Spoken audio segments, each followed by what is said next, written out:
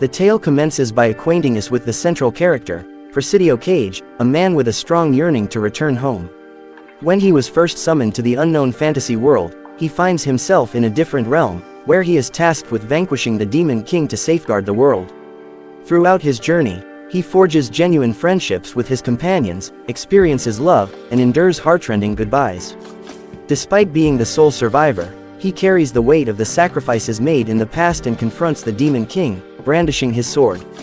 Upon defeating the Demon King and thinking that his ordeal had come to an end, Presidio Cage was disillusioned when he found himself regressing to the point when he was first transported to the unfamiliar fantasy world instead of returning home as he had hoped. Despite exhausting all possible solutions, including urging the Demon King to take his own life, Cage remained trapped in the world. As he sat atop the Demon King's lifeless body in his castle, Cage wandered aimlessly, contemplating his predicament and considering any unexplored options. In a fit of frustration, he punched a hole in the castle, stunning the Demon King who had planned to attack him earlier. With no viable solutions, Cage confided in the Demon King and sought his advice. The Demon King proposed that he summon another hero to defeat him, an idea that intrigued Cage, who saw it as his best chance to return home. Driven by desperation and with his life on the line, Cage decides to kill the Demon King, believing that it was the quickest route to his desired outcome. Without any effort, he effortlessly slays the Demon King and finds himself in a familiar white space that he never gets used to. He manages to return to the time when he was summoned by the goddess Freedia, who implores him to save their world from the Demon King. However, Cage is disinterested in her pleas and instead asks her to make him a higher-grade mana stone, much to Freeda's surprise. When she hesitates, Cage blackmails her by revealing one of her secrets, causing her to tremble and question his true identity. Eventually, Freedia acquiesces and provides Cage with the mana stone he desires.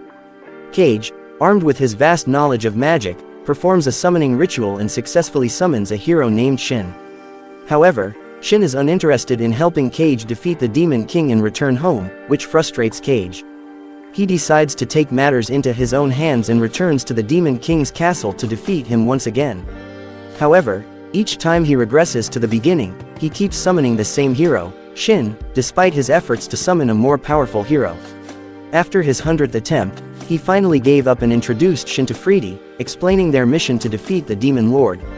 Shin accepts and Freedia introduces Cage as her assistant, urging both of them to work together to defeat the Demon King. Freedia is puzzled by how a hero was summoned by another hero, but her thoughts are quickly dismissed as Cage urges her to leave. With no other choice but to accept Shin, Cage promises to make him the best hero, but Shin responds rudely, greatly annoying the protagonist. They eventually relocated to the kingdom of Barsonia, where they were warmly greeted by King Barsonia Cam-No. The king pledged to provide any necessary aid, but Cage came to realize that the king had been dishonest, as he had not received any such assistance during his numerous journeys back in time. This forced him to confront the daunting truth that he had to endure the trials and tribulations of a hero all by himself. As Shin and Cage wandered the streets of Barsonia, Cage explained the fundamentals to Shin, including the status window that displayed his stats. However, Shin was perplexed when he saw that his status labeled him as a novice rather than a hero. Cage clarified that this was because Shin had not yet chosen an occupation, which was a critical requirement for defeating the Demon King. Cage had experimented with various occupations during his countless regressions, so he didn't mind helping Shin pick a powerful one. He began suggesting options, but Shin didn't like any of them because they came from Cage. Eventually, Shin left, and Cage was left to ponder occupation possibilities. During his musings, Cage recalled the freelancer the worst occupation in the world and hoped that Shin wouldn't choose it. However, he didn't realize that Shin had already chosen it. When Cage found out, he was outraged and stormed back to the Demon King's castle, where he encountered the Demon King having déjà vu. Cage burst through the door and killed the Demon King. Despite Cage's attempts at everything, he repeatedly summoned the same hero, Shin, who consistently chose the same occupation. Even after pleading and even threatening Shin, he persisted in selecting freelancer, which left Cage wondering why Shin chose it out of countless other options. Shin responded that he chose it simply because he enjoyed it, forcing Cage to accept his decision and begin training him. During training, Cage asked Shin why he chose freelancer, and Shin explained that he could learn all the skills in the world. While Cage acknowledged the truth of this, he noted that freelancer did not allow for leveling up, which was crucial for a hero to acquire status points and use superior weapons. Despite Cage's argument, Shin remained undeterred. Upon hearing Shin's response, Cage felt disheartened, while Shin was grateful that he had made this decision independently without anyone's interference.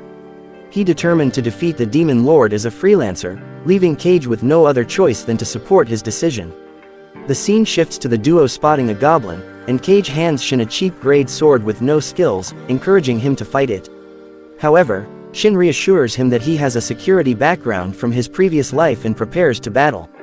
Unfortunately, he is easily taken down by the goblin, leaving Cage shocked. Later, with Shin recovering in an inn room, Cage ponders how to train him to become stronger. While conversing with a bartender, an idea strikes him. He decides to go to the Demon King's castle, defeat the Demon King, and then summon Shin again at the beginning, allowing him to choose freelancer as his occupation. Cage tricks Shin into believing that freelancer is a rare and valuable class, and if he trains to exhaustion every day, he will improve twice as fast. Shin begins training vigorously, while Cage secretly dopes him with potions, greatly enhancing his strength, eventually making Shin powerful enough to take down a swarm of goblins. After continuously doping Shin with potions, Cage noticed that Shin began experiencing side effects due to the excessive amount of doping. Even though Cage urged him to rest, the symptoms worsened. However, a girl interrupted their conversation and thanked Cage and Shin for saving her village from goblins.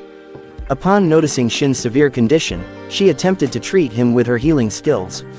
The protagonist suddenly remembered her as the healer who will work for the Kingdom Knights in 10 years in the future. Although the girl tried to heal Shin, Cage suspected that her efforts would be ineffective due to Shin's occupation as a freelancer. After she failed, Cage became more worried about Shin's condition, eventually realizing that they couldn't continue in this manner and decided to choose an occupation to support the freelancer. The scene changed, and Shin seemed to be in better health, lying on a bed in an inn. The girl thanked him and gave him his rewards for saving her village. Cage complained that the reward was only half of what she had promised, but Shin refused to accept it, which greatly annoyed Cage. They engaged in a stare-down, but the girl interrupted them and joined Shin, much to Cage's annoyance. A few days later, Cage gave Shin some money and urged him to find reliable companions within a week, leaving him with enough time to acquire the skills necessary to support a freelancer. Cage is soon spotted in a snow-covered mountainous region. Before entering, an old man warns him against doing so, but Cage pays no heed. As he advances further, he comes face to face with a pyro dragon. Despite realizing that he is no match for the dragon's strength, Cage's extensive experience in killing the pyro dragon in his countless regression makes him feel confident that he can handle the situation. By drawing on his past encounters fighting the pyro dragon, Cage remembers its attack patterns and is able to dodge the dragon's attacks. His prepared items also prove useful, and he faces no immediate problems. He selects an artisan scarf made of rock and throws it at just the right spot on the mountain, triggering a massive landslide that crushes the dragon and kills it. Cage levels up, and suddenly a man appears, questioning Cage's intentions. The man is shocked to see Cage alone and asks what Cage wants him to make for him, however Cage urges him to shake hands. The mysterious man complies, granting Cage the occupation of the Creator, a manufacturing profession that surpasses all others. A week after his departure, Cage returns to Barsonia with his stats improved. Upon arriving, he meets Shin, who introduces him to a comrade, Tia, his first love and one of his initial companions in his mission to defeat the Demon King during his first transmigration. Despite his joy at seeing her again, Cage has been avoiding Tia as he doesn't want to witness her death once more. Curious about their meeting, Cage asks Shin, who recounts how he stumbled upon Tia in the woods and offered her bread. Lost and alone, they teamed up to find a way out and became colleagues. Cage agrees to include her in their group and urges them to prepare for a battle, with a monster suddenly appearing right after and chaos ensues. As the battle rages on, Cage reflects on the possibility that the invasion of Barsonia has begun and realizes that this is where the main story starts, with the hero being saved by the commander of the Holy Knights. Although Tina was expected to exhibit great strength, it was revealed during her encounter with the monster that she doesn't possess the strength she had during her previous encounter with Cage, leaving Cage shocked. However, when the monster launched an attack on her, Cage intervened and saved her. Understanding that the story would continue on its own without him, Cage saw this as a chance to test out his new occupation. We are now shown Shin, who is visibly scared and shaking when confronted by the monster, causing him to doubt his abilities. However, Cage encouraged him to have faith in himself. As a result, Shin raised his sword and launched a powerful attack that even surprised himself. However, it's important to note that Shin's strength was not solely his own, as Cage used his creator occupation to summon a golem capable of creating fraudulent and cheat items.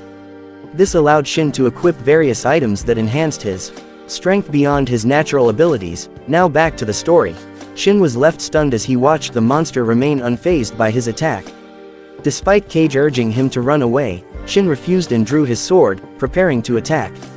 This stubbornness greatly annoyed Cage, who wished that Shin would at least listen to him. With his unwavering will and confidence, Shin put everything he had into his next attack. However, to his shock, the attack didn't even leave a mark. It was as weak as a mere gust of wind. While Shin was greatly dismayed by this, Cage sighed in resignation as the scene reminded him of his own past, when he first arrived in the unknown world and was hailed as the chosen hero. However, when he faced the harsh reality, he realized just how pathetic he was. At the brink of death, he was saved by the Grand Master, which made him understand the difficulty of setting goals. However, this trauma and fear had brought him one step closer to becoming a stronger warrior, as it was danger that helped him grow. Shin was barely clinging to life as the monster approached him. Cage hoped that the Grand Master would appear soon, but he soon realized that this was unlikely to happen anytime soon. In a shocking turn of events, the monster crushed Shin instantly, leaving Cage wondering where the Grand Master was. After attempting twice, he realized that the Grand Master will not appear, forcing him to urge Shin to run. However, Shin was frozen in fear and unable to move, similar to the fear he had experienced when he was hit by a truck. Recognizing the gravity of the situation, Cage swooped in to save both Shin and Tina, carrying them both in his arms. After reaching a secure spot, Cage informs Shin about the ongoing circumstances and suggests that if Shin had followed his advice, he could have become a powerful hero capable of rescuing the kingdom. However, this reminder triggers memories from Shin's earlier life, where he was constantly directed by others and had no agency in shaping his own identity. Shin is determined not to return to such a life and hence declines to comply with the protagonist's words. Shin reminds Cage of his previous statement about the freelancer's power, prompting Cage to deceive Shin once again by claiming that the ineffectiveness of his second attack was due to the freelancer's ability to adapt to the user's emotions. Upon hearing this, Shin becomes motivated and rushes to the battlefield, much to Cage's annoyance. However, his thoughts are interrupted by Tina, who expresses her willingness to obey his commands to become stronger. Despite his intimidating demeanor, Cage agrees to help Tina and administers potions and magical accessories to enhance her abilities. He also teaches her a magic spell that summons a massive meteorite from the sky, demonstrating his impressive skills. The monster is left astonished at the sight before quickly disintegrates into ashes. Shin is amazed by the spell's potency, and Tina is equally stunned that she was capable of summoning such a destructive force, leaving Cage elated. With this, Cage begins to speculate why Grand Master Leo Harbert failed to arrive and save Shin, prompting him to believe that if Shin's death is inevitable, he must take every precaution to prevent it, or he will be unable to return home. Cage elaborates on the concept of a fixed route, which is a predetermined destiny that cannot be altered, exemplifying how he is repeatedly sent back to the beginning regardless of how many times he defeats the Demon King. Consequently, Cage resolves to keep Shin alive until he can defeat the Demon King. The scene shifts to Shin, who is still awestruck by the spell's might. He rushes back to Cage, pondering whether he can really catch up to the Demon King. On arriving, he inquires how long it would take to pursue the Demon King with his current occupation, to which Cage responds, 30 years. Astonished, Shin asks about Grand Master Leo Harbert's timeline, to which Cage replies, 300 years. Nevertheless, he encourages Shin not to lose hope as he could help him catch up to Grand Master Leo Harbert in just 300 hours. Their conversation is interrupted by Tina, who informs them that the villagers have requested to meet with them. Cage, excited, decides to go meet the villagers, but upon arriving, he is met with an unwelcoming gaze from all of them. In unison, the villagers start lamenting about the trio's actions, blaming them for destroying their city and homes, which leaves Cage in disbelief. The next scene shows the king encouraging the trio for their heroic deeds and telling them not to worry about the villagers. He then asks them what reward they desire, which excites Cage and prompts Shin to make his request.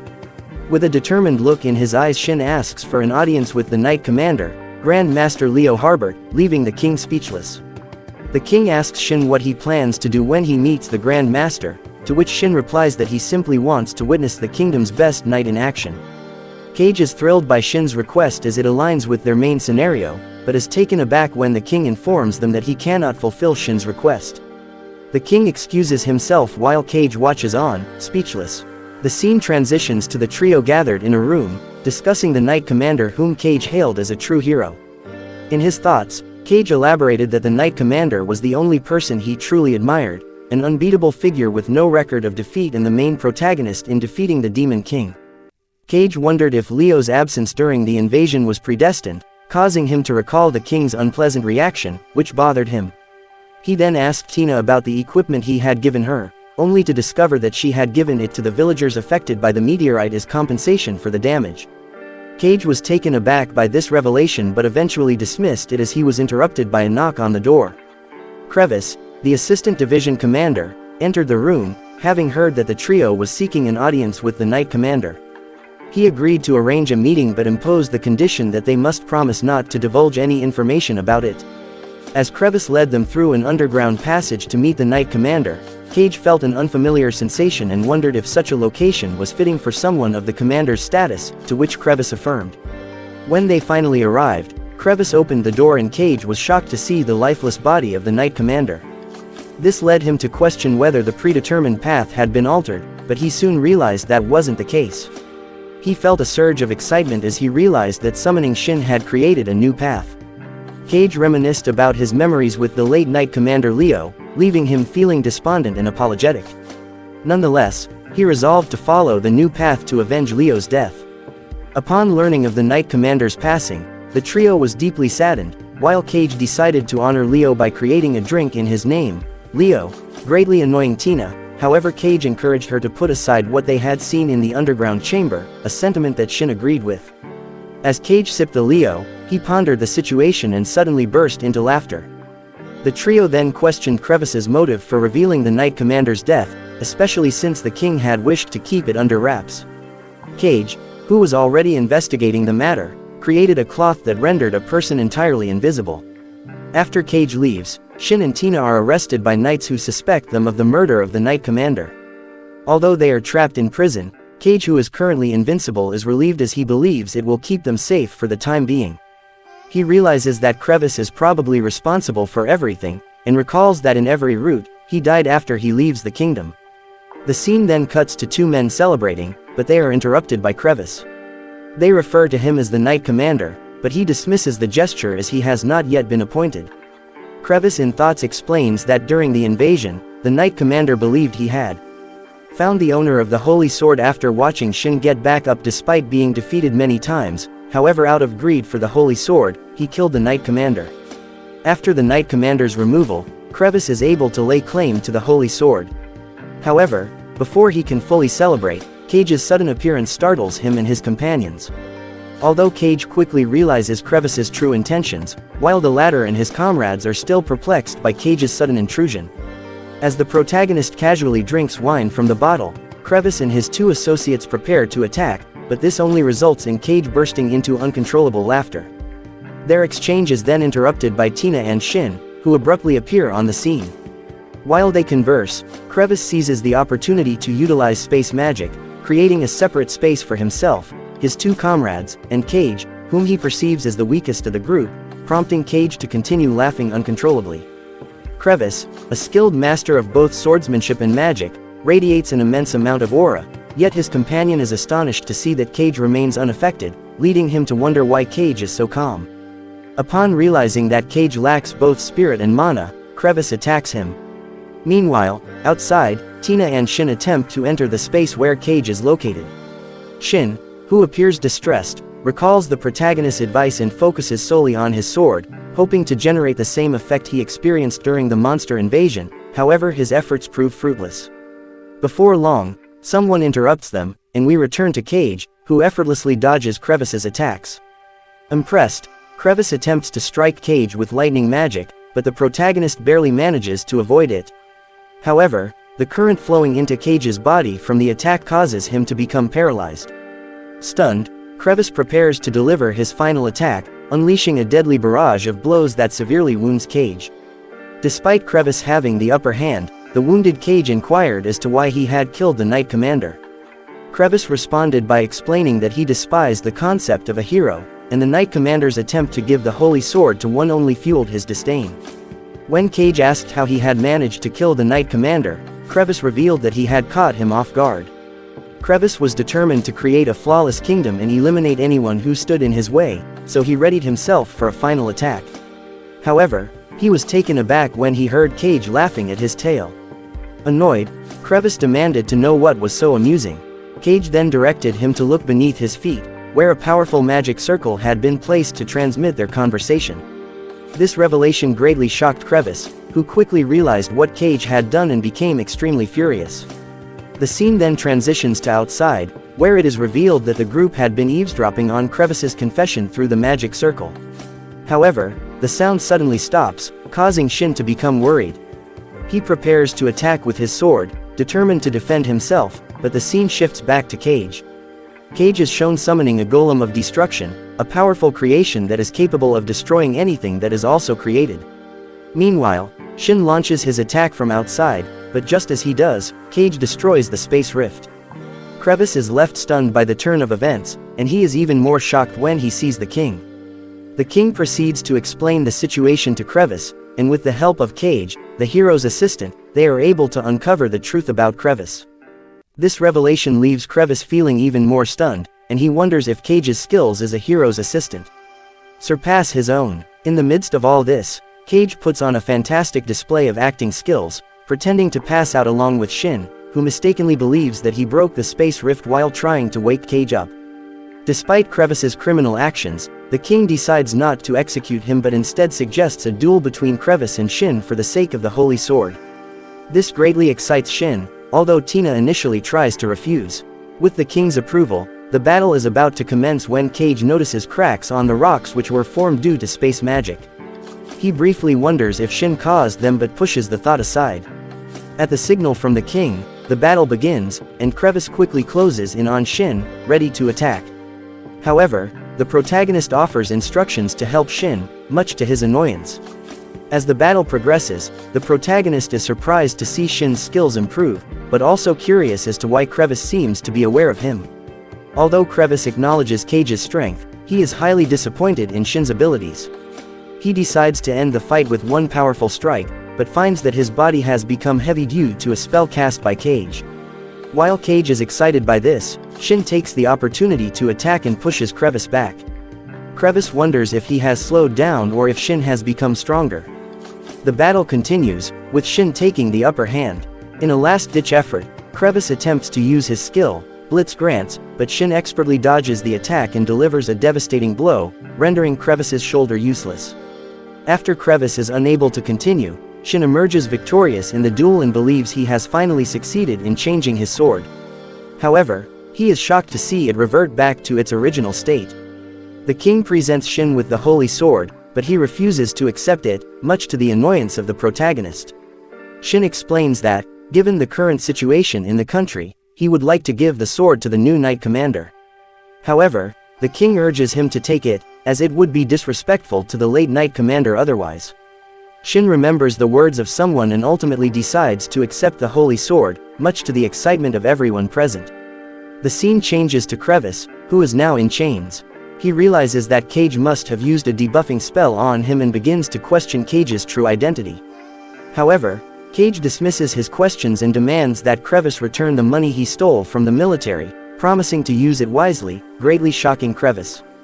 The scene shifts to the protagonist, who is amazed at the pack of wealth he found. Excited by this, he decides to create a chosen hero association. The scene then shifts to the trio, who are curious about what Cage means by a chosen hero association. With a sharp and creepy glare, Cage explains that it is an association for training heroes. He elaborates that the first step is to recruit new heroes, train them systematically, and finally mold them into heroes strong enough to defeat the Demon King. Rather than relying on questionable methods such as drugging or equipping the unworthy newbies, Cage believes that outnumbering them is the best option. With this, Cage begins his quest to raise heroes, or so it seems. Hello everyone, if you enjoyed this video, please smash the like button and show your support.